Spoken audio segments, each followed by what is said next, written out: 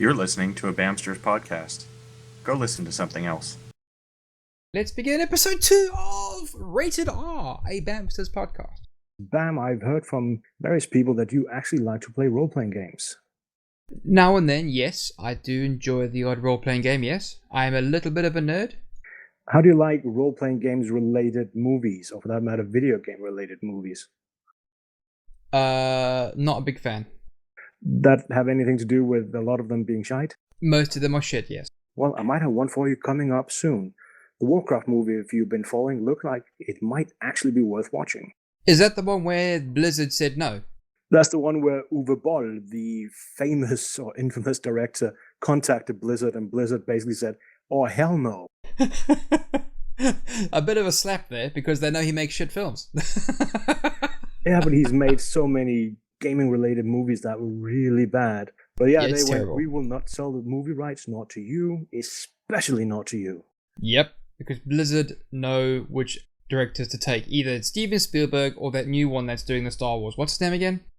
Jar Jar Adams, I think. Yeah, Jar Jar Binks or something, whatever. Well, there's a small overlap there. If you remember Industrial Light and Magic, who made the graphics or the visuals for the original Star Wars movies, they're actually doing the CGI and all the visuals for this one as well. Well, let's hope that they've got some pretty cool effects, because I'm expecting there to be a lot, because the way I've worked it out, or what I believe it's going to be like, is that there's going to be humans and orcs or ogres or whatever, and they're going to be on the same side fighting against a massive blight or something. Pretty cool. I think the story they're going with for the first one, because it sounds like they might do more, is, they're showing that there are good and bad people both amongst the humans and amongst the orcs. So they'll have to get together and fight villains on both sides. It looks like it's an interesting plot.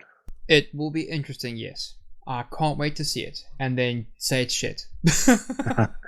And small thing, for those that are going, "Oh no, it'll be nothing like the game." There's actually people from this team making it, including the visual team. The lead visual effects supervisor, Bill Westenhofer, was seen playing World of Warcraft on the set in the middle of the night. World of Warcraft, yeah, that's a good Freudian slip there. No, look, when I played World of Warcraft when it came out on the PC, the first and second one, loved it. I never actually got into the internet sensation that is World of Warcraft. I just don't see the point of it.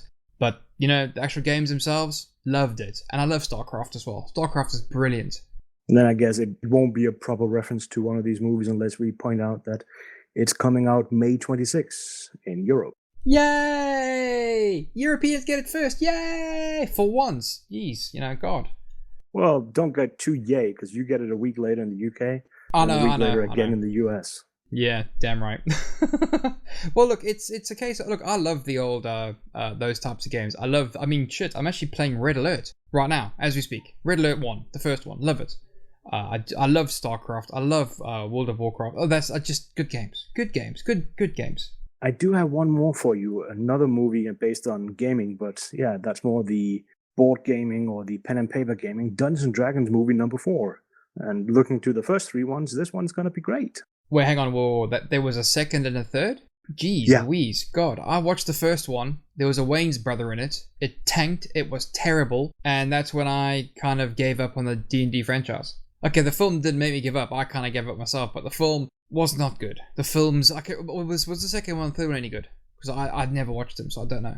Because they're terrible. Let's just say the second and third ones are actually better than the first one, but that might be because of there not being a Wayne's brother going berserk all the time, and because there's no, what was his name, Jeremy Irons, overacting like there's no tomorrow. Okay, this is news. I didn't even know there was a second and third. The fourth one, well, remains to be seen. I hope to God it's good, because I remember playing that game. Dungeons and Dragons, man, I really enjoyed it. Really enjoyed it.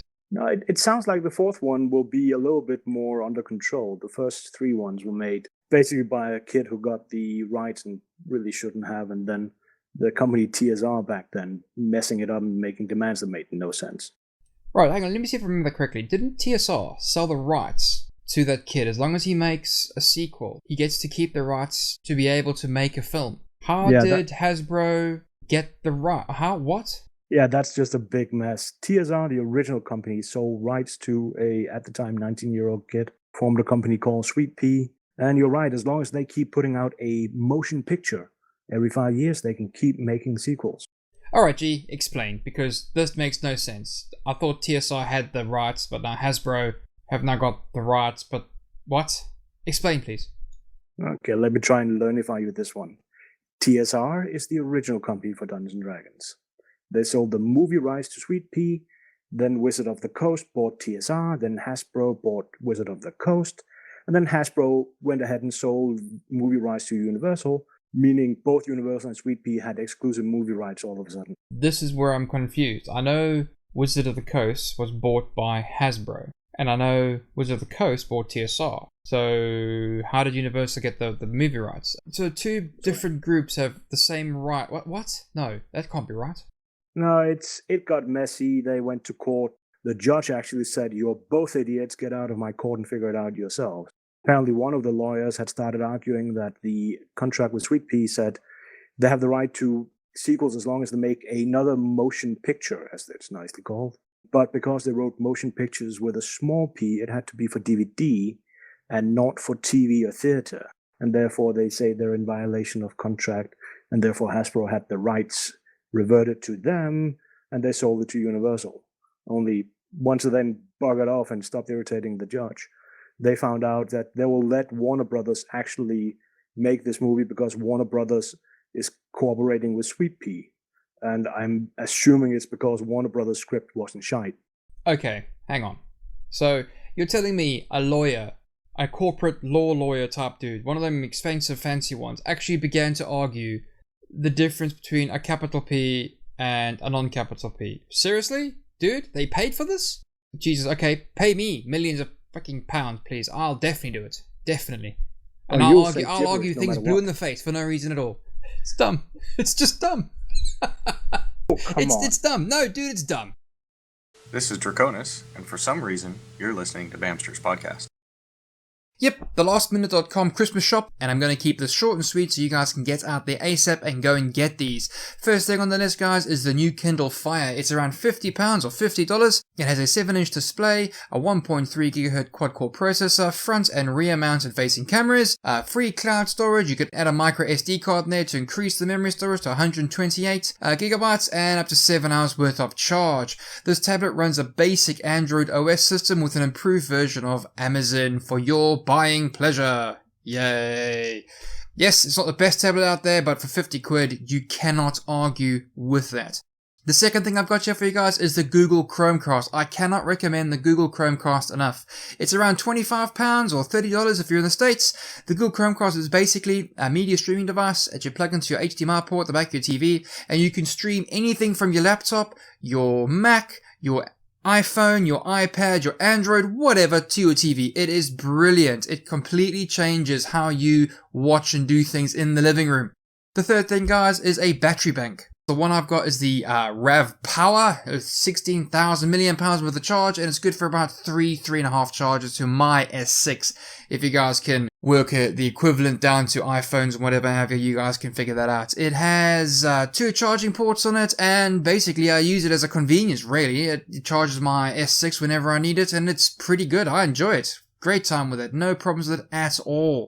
And that's basically for my Christmassy tech gift for you or whoever you're buying this for. Right, moving swiftly on. In a statement released by Oculus, the Rift has some very basic criteria that needs to be met before you can go VRing. I've based my Eve Valkyrie build around these figures, as this is the nearest thing I have to a measuring stick to what Eve Valkyrie might require. First thing on the list is an i5 4590 CPU processor. The second thing on the list, guys, is an NVIDIA GTX 970, and the third thing is a minimum of 8 gigs of RAM. Now, those are the 3 basics around it. You can insert and detract whatever other components you want out of it, but those are the 3 main core items.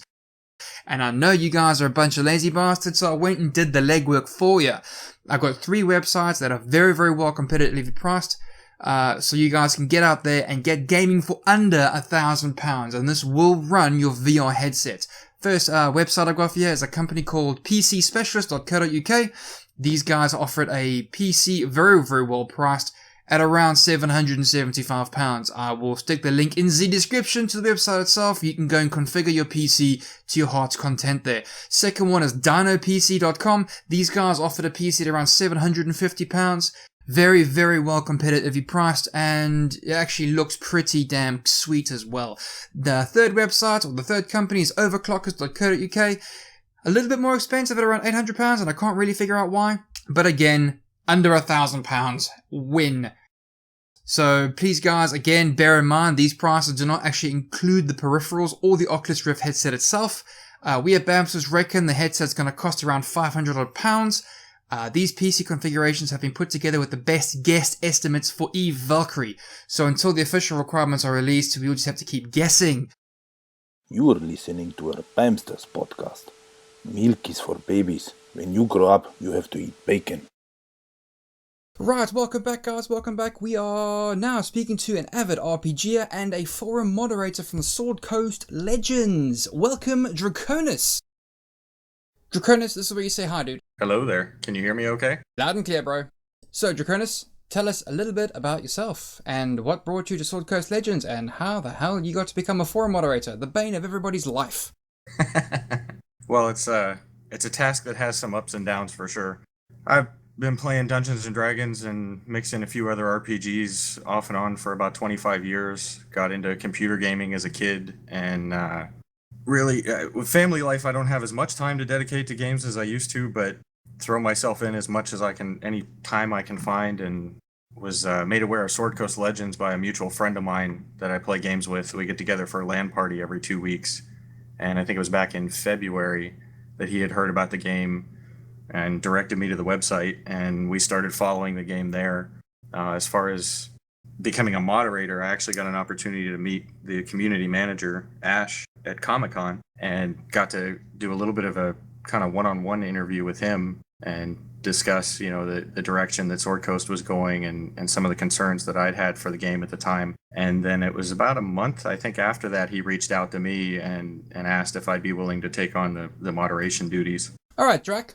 How many forum mods are there? Is it just you, or is there many of you, like a team? As far as actual players, I believe I'm the only player moderator, but I know that some of their QA folks do pop in from time to time to do moderation, and Ash himself also does moderation on the forums. Ooh, la-dee-da. So what are you, like a zombie hive mind puppet, or do you actually deal with things yourself?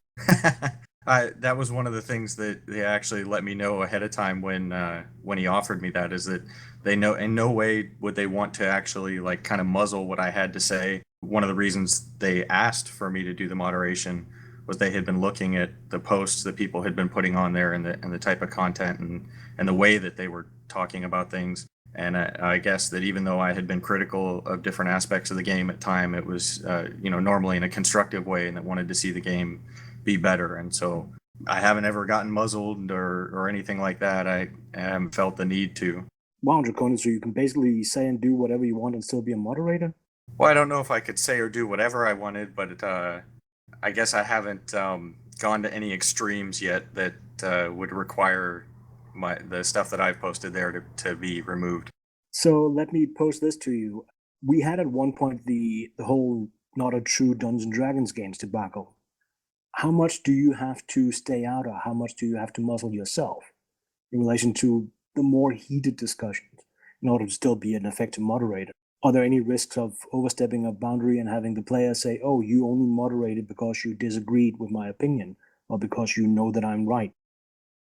That's kind of funny, because I actually have had some folks at times when something has been moderated that they've been given a warning and they want to defend it. In the cases of things like that, I'll point to the forum rules, or name calling or whatever. That's just one of those things that's not acceptable on the forums. But as far as the actual D&D versus not D&D debate, I kind of fell somewhere in the middle on that, and I did actually comment on it at one point, because I really felt that there were two kinds of people that just were not going to agree, and that was the hardcore, real rules fanatic. It's got to be the same way as it is in the D&D rules, and that person is not going to be happy with the game. And then there was the person on the other end of it that thought, well, it's in the Forgotten Realms setting, and there's so much Forgotten Realms lore, and there's all these other things, and even though it's not structured the same way as it is in tabletop D&D, they felt that it was D&D. And for myself, I fell somewhere in the middle.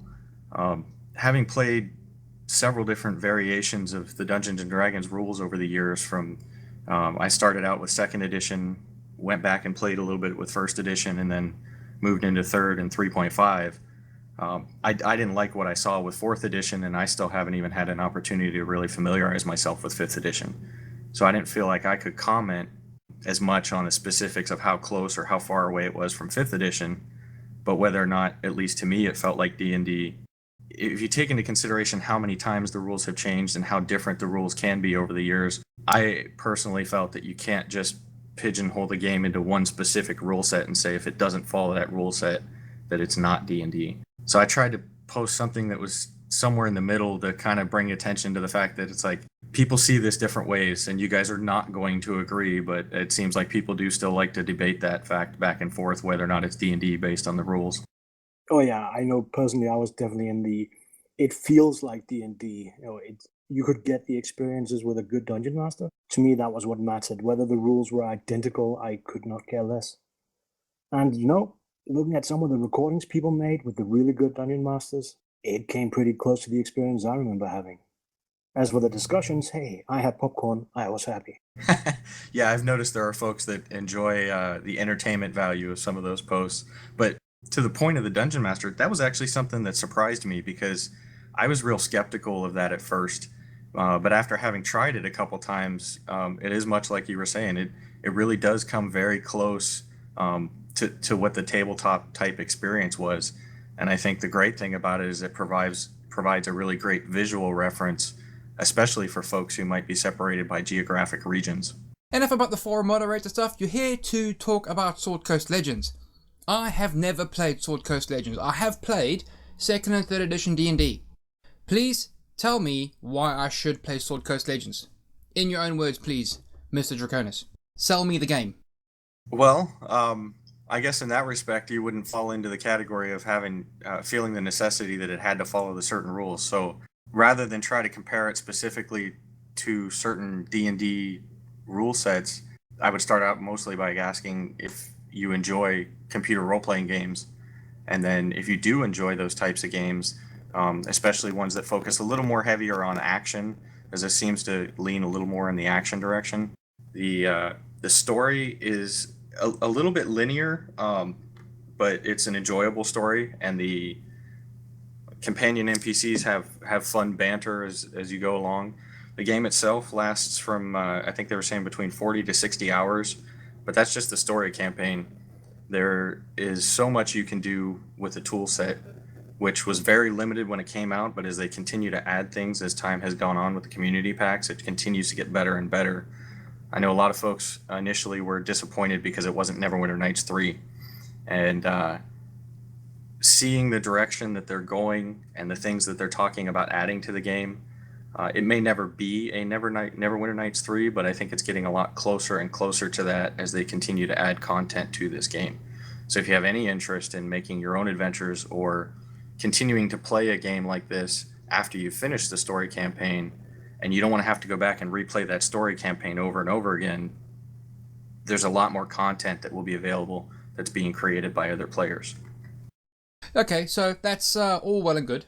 How much does Sword Coast Legends cost? You can buy the base version for just under $40, and there's a deluxe version that includes some additional tile sets, placeables, and a beholder monster that you can use as a boss creature in the game for, I think, $60. Okay, so $60 is roughly around, what, £30, if that? So for £30, I can get about 45 hours worth of play, yeah? Yes, but then that, again, would just be the story campaign. That wouldn't include any of the other custom content that had been created by players you can go through and play afterwards for hours and hours on end.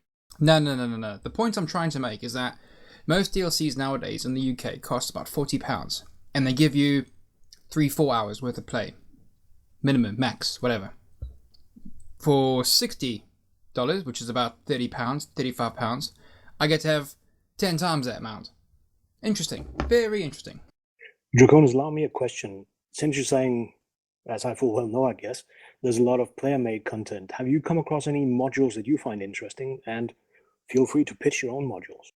I've tried a few here and there, and there are some content creators out there that are doing some really cool things. Joe Coleman has been creating some modules and doing some live DMing that has been really great. There's another guy by the name of Space Hamster, and his personality is really funny. He's actually a lot of fun as a live DM. And I know there were some other content creators that started out creating things when the tools first came out, but are kind of have put it off time until probably around like January when they're expecting the third community pack to come out and things to free up a little bit more creatively. As far as my own modules, I've only had time to make 2 so far, and they're both about 3 to 3.5 hours long to play through. And one of them is based off the 1980s Dungeons and Dragons cartoon, and it's got those characters sprinkled throughout that campaign.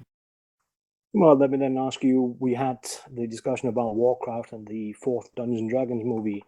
Where are you on those? Are you expecting them to be good, and are you looking forward to them? With things like that, I've learned to keep my expectations as low as possible, so that Agreed. The thing is, if I have really high expectations, it's so much easier to be disappointed by it. So if I can keep my expectations really low, I can kind of try to maybe not pick it apart as much and enjoy it more. Wise words, my friend, wise words. Okay, you two nerds, enough about this nonsense. Right, Draconus, tell me about other games you play. Surely you just don't like playing the whole D&D remake Sword Coast Legends thing. Surely there's other types of games you play. And if you tell me you like playing Candy Crush Saga, I will delete you, you soccer mom. Soccer mom.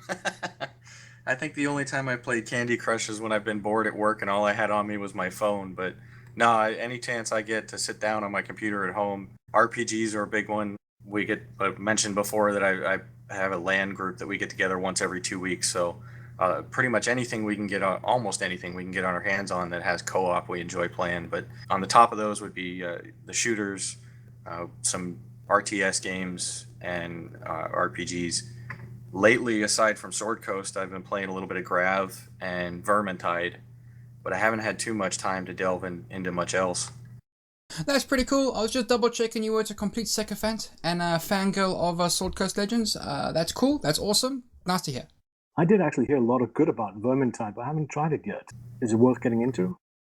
I found it to be a lot of fun. I don't know if you ever played any of the Left 4 Dead series. It's very similar to that, but with a medieval twist on it instead of modern day shooter.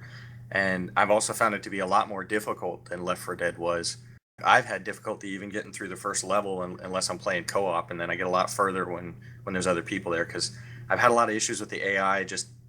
There are certain roles that it needs to fill when you run into some of the like boss creatures, and sometimes it doesn't fill that role properly, and so it makes it difficult to get through the levels when you're playing just with the AI. Well, I'll put it on my wish list.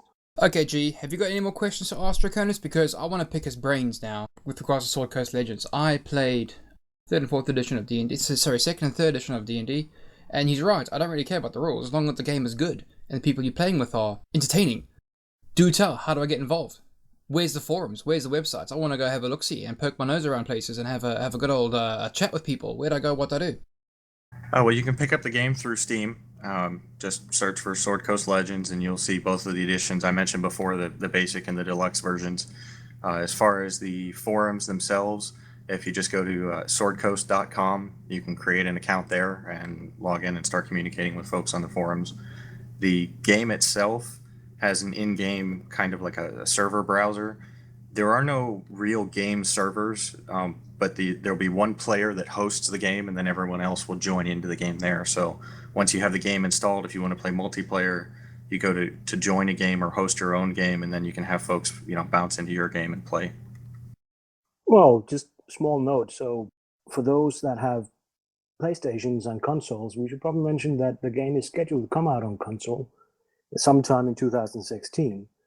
And anybody who can, go to Ash and go to the developers and tell them we want crossplay, at least between the PS4 and the PCs. They mentioned something about crossplay in the last live stream that they had, that the difficulty wasn't coding, it was more political. And I would love to see crossplay, because I've got a friend of mine who has an Xbox One but does not have a gaming PC. And I'd love to be able to play Sword Coast, the two of us. He's an old D&D buddy from way back, so I would love to see that happen. Yeah, unfortunately, from some knowledge of that area of the business, the hiccup is usually Microsoft. So Xbox is the one platform I would not expect it. Okay, Van, more questions? No, dude, that was basically it. I learned about who Draconus was, how he got forum mods. I learned a bit about himself, what games he likes to play. I learned about how to get the game. I learned out how much it cost. And I stuck in a few points about playtime to cost value, which a lot of people nowadays don't realize. You know, you pay £55 for a game and only get a couple of hours of enjoyment out of it, whereas you can spend, say, £7 and go watch a fucking movie for the exact same playtime. We can release him from the cage and stop poking him with cattle prods. Yes. Release him. Well, in that case, thank you, Draconus, for joining us. It has been an absolute pleasure, and I do hope to catch you in the game. I'm always down to play with a good dungeon master. And yeah, now that you mentioned it earlier, I need to track down Space Hamster again, because damn, that dude is hilarious. Get some playtime with him. But thank you for coming here, and any last words from you before we shut down everything? Thank you guys for having me. It was a pleasure, and I'm flattered that you were interested in the interview. So thank you very much. Dude, you were the first one we thought of. Kiss ass. Well, now, on that note, I was told I was going to get some bacon questions. So what happened to the bacon questions? Thank you for reminding me. I almost forgot. Right, I do have a bacon and beer question. Right, my question to you, Draconus, is what bacon do you like to eat? How do you like to eat it? And what beer and cider do you like to go with it? Do tell. Interested to know. Well, maple flavored bacon is probably my favorite, and almost any way I can get it on hamburgers. Well, actually, we'll make pancakes and put the bacon in the pancakes. And there's even a restaurant actually out here called Slater's 50/50 that are known for their hamburgers, and they call it 50/50 burgers because it's they mix up bits of bacon inside the actual hamburger meat when they cook it, and they have things like a maple bacon milkshake, which is out of this world phenomenal. So I would say bacon or maple flavored bacon, especially with peanut butter if I can mix it that way, because it's great. And lately I've been really into the Strongbow ciders, and I think those actually go really well with the bacon, because an apple flavored cider with the bacon is a nice pairing. I am incredibly jealous. You live near a restaurant that does those sorts of things. I need to move to Scotland if I want to do those sorts of things. Sadly, I live in England. You know, the vegetarians and the health food nuts, sadly. Yay. But no, that's good news. Good to hear you like apple cider. Good to hear you like their bacon with peanut butter awesomeness. That is it for me. Awesome. Thank you very much, Draconus, for coming. Thank you, guys. Well, I guess that was it for today. Thank you both for being here, and thank you for listening to us. This was a podcast by Bamsters, rated R, and next time we will have World of Tanks and a little bit about VR headsets. My name is G, and I will talk to you next time. Yes, awesome. I don't know about you, but I heard beer headsets. I definitely want me one of them. Yes, guys, thank you very much for listening. See you all in the next episode. Cheers, guys. Bye. Later. Fair enough. Short and sweet, bro. Love it.